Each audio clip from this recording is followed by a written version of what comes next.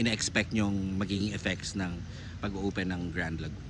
Inaasahan namin na dadami ang tourism arrivals dito sa hindi lamang sa buong Aurora pati dito sa Dicady.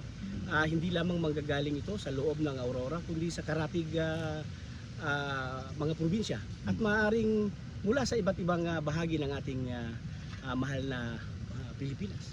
Sir, gaano po kalaki itong yung development na inaay ng APECO? Ito po na nakikita natin ay 2 hektarya. Itong 2 hektaryang ito po ay mayroong tinatawag na series of lagoons. Iko-connecta po natin ito sa ating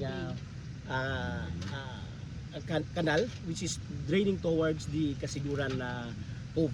Magkakaroon po tayo dito ng ito sa kinatatayuan po natin ng tinatawag na glamping at magkakaroon tayo ng gondola at mga boating at iba't ibang mga boutiques and restaurants.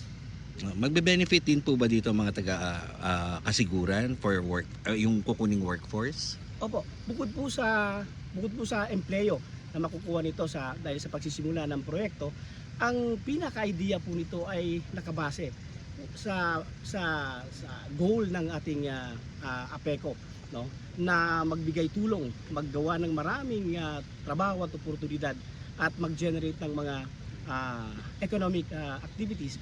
Ang gusto po natin from all walks of life, magkakaroon ito ng boutique, magkakaroon ito ng mga kiosk.